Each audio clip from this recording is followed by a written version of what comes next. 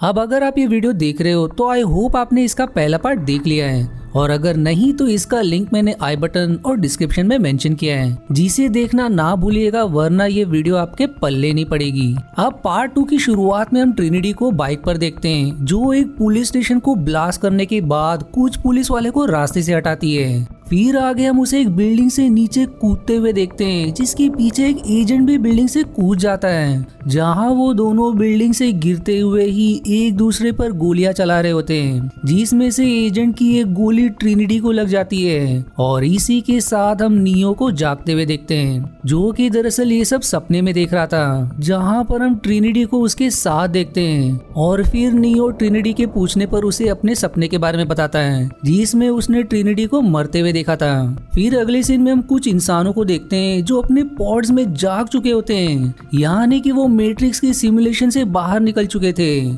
और उनका दिमाग असल दुनिया में होता है। पर वो लोग इस वर्चुअल वर्ल्ड यानी कि मैट्रिक्स में एजेंट से बचकर एक मीटिंग कर रहे होते हैं, जिसमें वो ये बात कर रहे होते हैं कि वो असली दुनिया में रहकर किस तरह से इंसानों को मशीन से बचा सकते हैं। जहां पर मॉर्फियस सबको बताता है कि मशीन्स ने जियोन सिटी के ऊपर हमला करने का प्लान बना लिया है और वो जल्दी वहां पर धावा बोलने वाले हैं। दरअसल जियोन एक ऐसा शहर है जो इंसानों ने जमीन के नीचे बसाया होता है, और इस जगह पर ऐसे इंसान रहते हैं जिन्हें इस मैट्रिक्स की दुनिया का आभास हो गया था, इसलिए वो सभी इंसान इस शहर में आकर रहने लगे। अब मीटिंग में ये सभी आपस में बात कर ही रहे होते हैं कि तभी वहाँ कुछ एजेंट्स आ जाते हैं, जिनको नियो अकेले ही रोकता है और उन सबको धूल चटाकर नियो वहां से उड़कर चला जाता है। जिसके बाद नियो और मॉर्फियस मैट्रिक्स से निकलकर अपनी असल दुनिया में आ जाते हैं, और फिर ये सब अपनी शिप को जियोन सिटी की तरफ मोड़ देते हैं। जहां पहुंचने पर जियोन सिटी के लोग नियो को वहां देखकर काफी खुश होते हैं, क्योंकि उन्हें लग रहा होता है कि उनका मसीहा यानी कि द वन उनकी मदद के लिए यहाँ आ चुका है।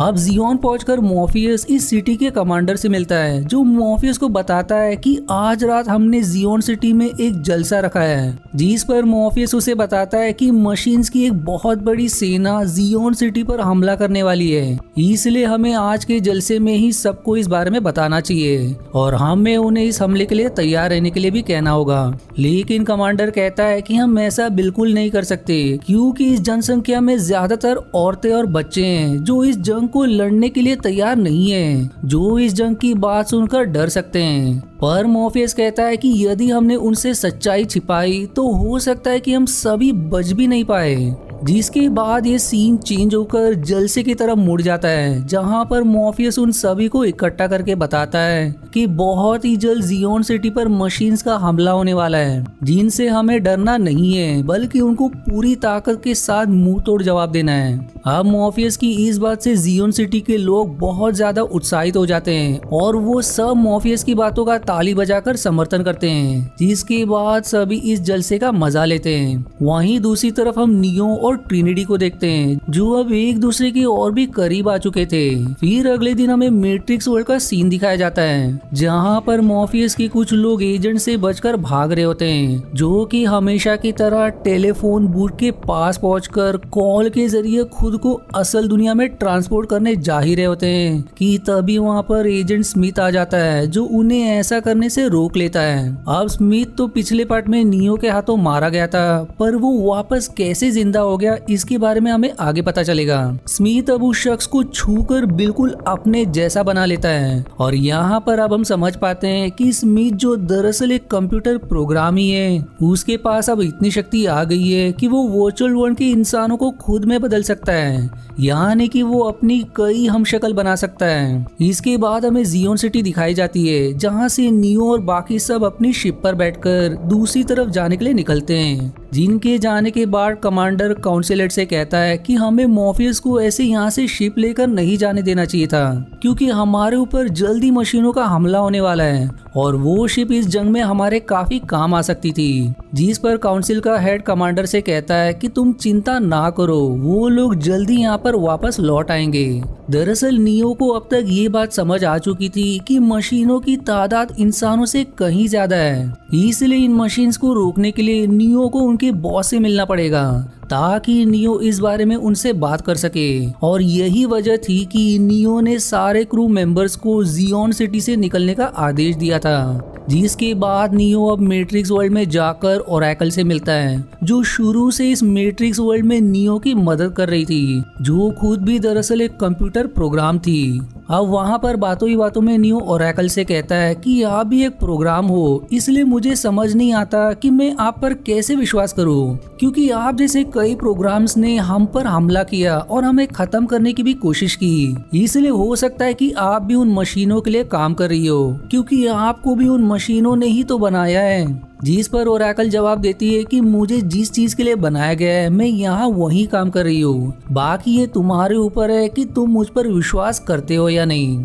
इसके बाद फिर ओरेकल नियो से कहती है कि जब तुम्हारे सफर का अंत होगा तो तुम इस मैट्रिक्स वर्ल्ड के क्रिएटर से मिलोगे, जिसने इस मैट्रिक्स वर्ल्ड का निर्माण किया, जिसके पास जाने के बाद तुम्हें अपने सारे सवालों के जवाब मिलेंगे। अब नियो ओरेकल से अपने सपने के बारे में बताता है कि मुझे आजकल एक ही सपना बार बार आ रहा है, जिसमें मैं ट्रिनिटी को गोली लगने के कारण मरते हुए देखता हूँ। जिस पर फिर ओरेकल उससे पूछती है कि क्या तुमने उसकी लाश देखी, तो इस पर नियो बताता है कि उसको गोली लगते ही मेरी आंख खुल जाती है। जिसके जवाब में ओरेकल अब कहती है कि अब तुम धीरे धीरे अपनी शक्तियों से भविष्य में होने वाली घटनाओं को देख सकते हो, इसलिए तुम्हें जल्द से मेन कंप्यूटर तक पहुंचकर क्रिएटर से मिलना होगा, जहां पर तुम्हें सही फैसले लेने होंगे, क्योंकि तुम्हारे फैसले पर ही जियोन सिटी का भविष्य टिका है। और तुम्हें वहां तक जाने के लिए एक चाबी वाले की जरूरत पड़ेगी, जो क्रिएटर तक पहुंचाने में तुम्हारी मदद करेगा। और फिर तुम्हारा फैसला जियोन सिटी को या तो बर्बाद कर देगा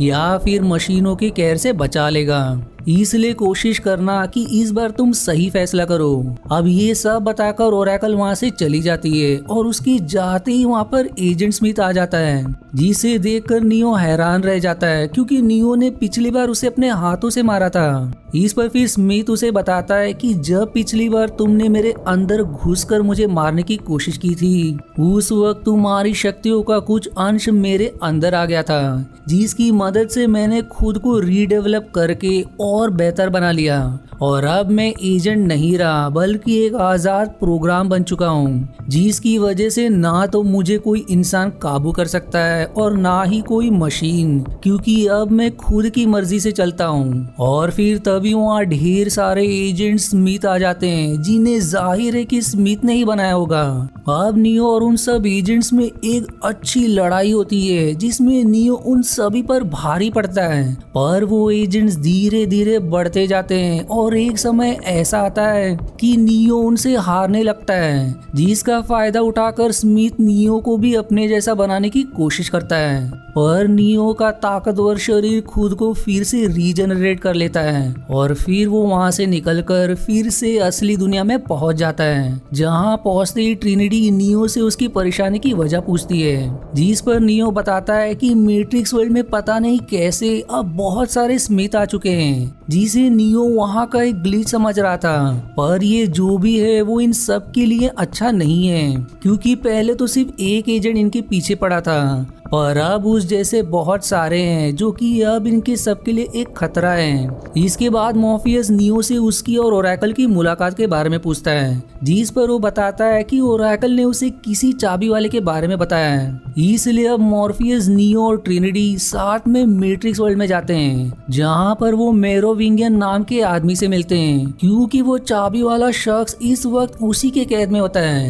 जिससे नियो उस चाबी वाले को अपने साथ ले जाने के लिए पूछता है। लेकिन मेरोविंगियन उसको मना कर देता है और उन्हें वहां से जाने के लिए कह देता है। अब नियो इस मैट्रिक्स वर्ल्ड में इंसानों के बीच झगड़ा नहीं करना चाहता था, इसलिए वो ट्रिनिटी और मॉर्फियस के साथ वहां से जाने लगता है। पर तभी उन्हें मेरोविंगियन की बीवी मिलती है, जो नियो से कहती है कि मैं तुम्हारी मदद कर सकती हूँ, पर उसके बदले तुम्हें मेरी एक बात माननी होगी। और फिर वो नियो के पूछने पर बताती है कि अगर तुम मुझे ट्रिनिटी के सामने किस करोगे तो ही मैं तुम्हें चाबी वाले शख्स के पास ले जाऊंगी। इसलिए फिर नियो और उसके बीच एक किस होती है, जो देखकर ट्रिनिटी बहुत गुस्सा होती है। पर इस किस के बाद मेरोविंगियन की बीवी नियो को उस चाबी वाले शख्स के पास पहुंचा देती है, और ऐसा वो सिर्फ अपने पति से उसकी बेवफाई का बदला लेने के लिए करती है। पर तभी वहाँ मेरोविंगियन पहुंच जाता है, इसलिए तब नियो नियो मॉर्फियस और ट्रिनिटी को चाबी वाले शख्स के साथ भागने के लिए कहता है और वो खुद मेरोविंगियन के आदमियों को रोकता है।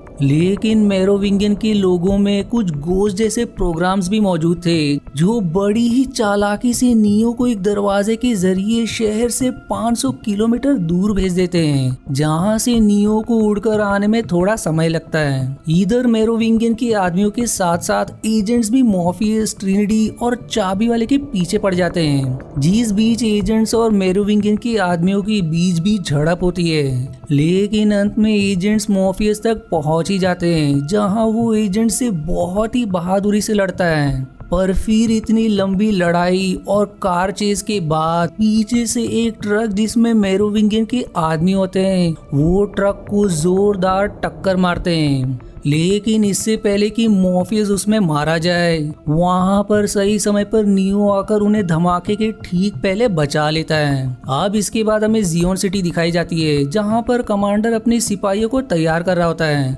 और बताता है कि अगले 9 घंटों में मशीन्स यहाँ पर हमला कर देंगी, जिन्हें हमको पूरी ताकत के साथ रोकना होगा। अब इधर वो चाबी वाला नियो को बताता है कि तुम्हें क्रिएटर तक पहुंचने के लिए सोर्स में घुसना पड़ेगा, जिसका दरवाजा सिर्फ कुछ ही पलों के लिए खुला रहेगा, इसलिए तुम्हें पूरी रफ्तार के साथ उस दरवाजे के बंद होने से पहले उसमें प्रवेश करना होगा। अब आगे उनका सामना एक बार फिर से स्मिथ से होता है, जो उनका रास्ता रोके खड़ा था, जिससे नियो और मॉर्फियस बड़ी ही बहादुरी से लड़ते हैं और तभी वो चाबी वाला उस दरवाजे को खोल देता है। लेकिन तब तक स्मिथ उस चाबी वाले को मार देता है, पर नियो अपनी पूरी रफ्तार से उस दरवाजे से सोर्स के अंदर प्रवेश कर जाता है, जहां पहुंचकर नियो उस क्रिएटर से मिलता है जिसने इस पूरे मैट्रिक्स वर्ल्ड का निर्माण किया है। और ये क्रिएटर भी एक तरह का प्रोग्राम ही था, क्योंकि मशीन्स को ऊर्जा देने के लिए उसे इस मैट्रिक्स वर्ल्ड के जरिए इंसान को व्यस्त रखना पड़ेगा। अब यहाँ तक पहुँचने पर नियो समझ चुका था कि ये सब इस क्रिएटर का ही किया धरा है, जिसने इस मैट्रिक्स प्रोग्राम में जानबूझकर ऐसा जाल बिछाया जिसकी वजह से नियो को उसके पास मिलने के लिए आना पड़े। इस पर फिर नियो क्रिएटर से एक और सवाल करता है कि तुमने मुझे यहाँ क्यों बुलवाया और आखिर मैं कौन हूँ, जिस पर फिर क्रिएटर रिवील करता है कि तुम बस इस मैट्रिक्स वर्ल्ड की गड़बड़ियों का नतीजा हो, क्योंकि मैं कितना भी बेहतर मैट्रिक्स वर्ल्ड क्यों ना बना लूं, उसमें कुछ न कुछ गड़बड़ी आ ही जाती है, जिसे हम ग्लिच भी कह सकते हैं। इसलिए हमने इस ग्लिच को पूरे मैट्रिक्स वर्ल्ड में ना फैलाकर उस ग्लिच को सिर्फ एक इंसान में ही डाल दिया, जो कि तुम हो। और यही कारण है कि तुम वो सारे काम कर सकते हो जिसे एक आम इंसान नहीं कर पाता, और तुम्हारे ऊपर विज्ञान के नियम भी लागू नहीं होते, जैसे कि ग्रेविटी और एक्शन रिएक्शन वगैरह। और इस सिस्टम का ग्लिच होने के कारण उस ग्लिच का हर रास्ता मुझ तक आकर ही खत्म होता है। इसके अलावा वो ये भी बताता है कि तुम 6वें इंसान हो जो मुझ तक पहुंचे हो, जिसके बाद इस मैट्रिक्स वर्ल्ड को क्रैश कर दिया जाएगा और फिर से एक नए मैट्रिक्स वर्ल्ड का निर्माण होगा। मतलब कि इसके पहले 5 बार इस मैट्रिक्स वर्ल्ड को नष्ट करके फिर से बनाया गया है, और हर मैट्रिक्स वर्ल्ड में एक ना एक द वन जरूर था, जो कि असल में उस सिस्टम का एक ग्लिच था। इसका मतलब ये भी है कि ये पूरी मैट्रिक्स एक लूप में चल रही है। इसके बाद फिर क्रिएटर नियो से कहता है कि तुम्हें अब एक फैसला करना पड़ेगा, जिस पर इस मैट्रिक्स का आने वाला भविष्य निर्भर है। लेकिन पिछले 5 बार से जो भी मुझ तक पहुंचे हैं वो एक ही चीज को चुनते आ रहे हैं, जिसके बाद ये मैट्रिक्स वर्ल्ड नष्ट हो जाएगा और एक नए मैट्रिक्स वर्ल्ड की रचना की जाएगी। और अब तुम्हारे सामने फैसले की घड़ी आ चुकी है, जिसमें क्रिएटर नियो को 2 ऑप्शंस देता है, जिसमें से पहले तो ट्रिनिटी है जिससे तुम प्यार करते हो, और दूसरा ये कि मैं तुम्हें 16 औरतें और 7 आदमी दूंगा, जिनकी मदद से तुम एक नई दुनिया बसा सकते हो। हालांकि पिछली 5 बार जो भी द वन यहाँ तक पहुंचे थे उन्होंने दूसरे विकल्प को ही चुना था, क्योंकि उन्हें उम्मीद थी कि जो भी अगला द वन बनेगा वो मैट्रिक्स वर्ल्ड को नष्ट होने से बचाएगा और कुछ अलग फैसला करेगा। पर यहाँ नियो ट्रिनिटी को ही चुनता है, जिसकी ऐसा करते ही उस जगह पर एक बड़ा धमाका होता है, जिससे नियो बड़ी मुश्किल से बचकर निकलता है। पर उसकी जान को खतरे में देखकर ट्रिनिटी उसे बचाने के लिए वहाँ पर पहुँच जाती है। जिसके बाद हम वहाँ पर उसी सीन को देखते हैं जिसे नियो अक्सर अपने सपने में देखता था, और एक एजेंट ट्रिनिटी को गोली मारता है। लेकिन सही समय पर नियो वहां पहुंचकर ट्रिनिटी को बचा लेता है। वहीं वो एजेंट एक कार पर गिरकर मारा जाता है, पर ट्रिनिटी को गोली लग जाने की वजह से उसका दिल धड़कना बंद कर देता है, जबकि नियो उसकी गोली को निकाल भी चुका होता है। तब वो फिर अपनी अद्भुत शक्तियों की मदद से ट्रिनिटी के शरीर में हाथ डालकर उसके दिल को धड़का देता है, जिससे ट्रिनिटी में जान आ जाती है। इसके बाद ट्रिनिटी और नियो असल दुनिया में वापस लौटते हैं, जहां पहुंचते ही नियो मॉर्फियस से बताता है कि अब से कुछ ही देर में मशीन जियोन सिटी पर अटैक करने वाली है और हमें उन्हें रोकने के लिए कुछ तो करना ही पड़ेगा।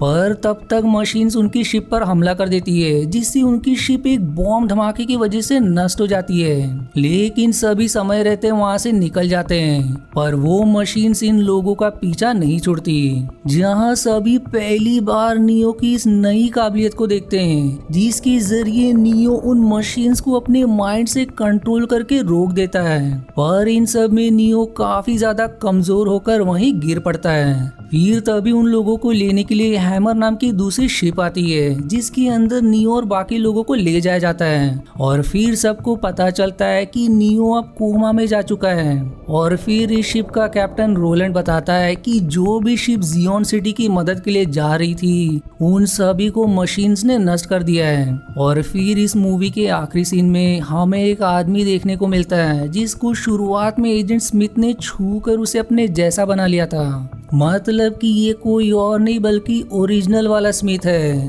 और इसी मिस्टीरियस एंडिंग के साथ ये मूवी यहीं समाप्त हो जाती है, जिसके आगे की कहानी हमें इसके तीसरे पार्ट में देखने को मिलेगी, जो मैं जल्द ही पब्लिश करने की कोशिश करूंगा। तब तक के लिए आज की वीडियो में इतना ही। आशा है आपको मेरी एक्सप्लेनेशन पसंद आई। यदि हाँ तो प्लीज वीडियो को लाइक करना और चैनल को सब्सक्राइब करके सपोर्ट करना ना भूलें। मिलते हैं अगले एक्सप्लेनेशन वीडियो में। तब तक के लिए धन्यवाद दोस्तों।